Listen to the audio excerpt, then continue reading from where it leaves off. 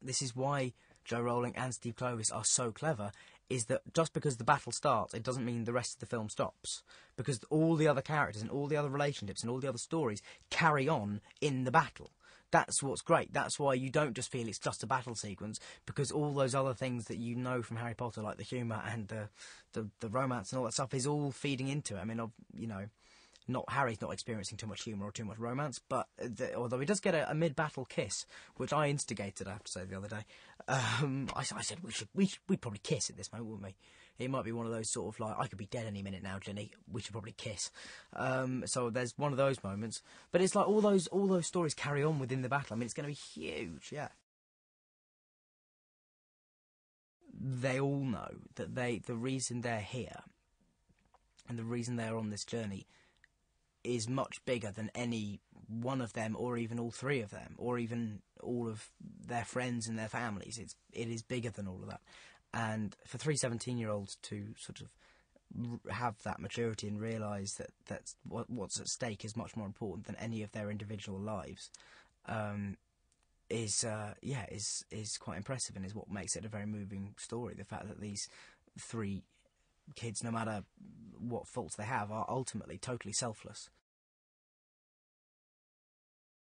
He starts off the most composed and the most in control we've ever seen him in the first part of the seventh.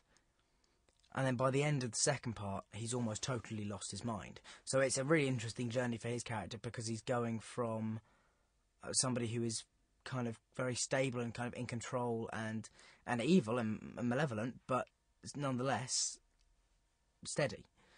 And as Harry starts destroying parts of his soul, he starts slowly kind of losing his mind as well.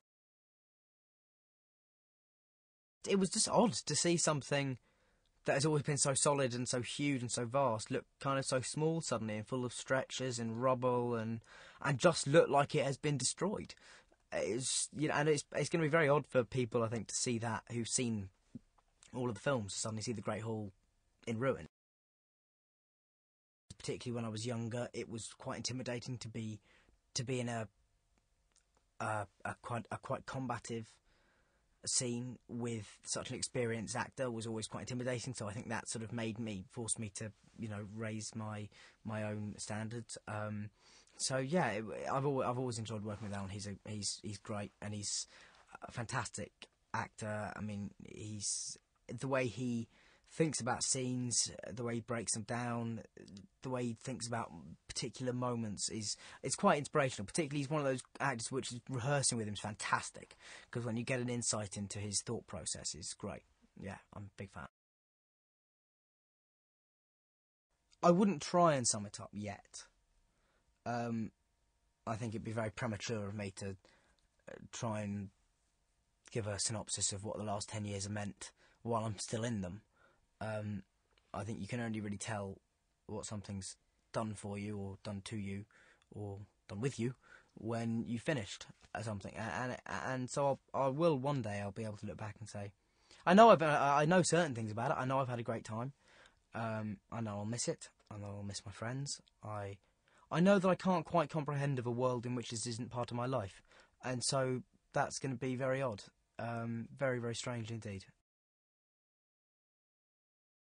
There'll never be a frame of any of these films that I don't look at and connect immediately to a memory of this place, or of somebody not even involved in the films, but somebody who I met through them. Every day, you know, every day is connected.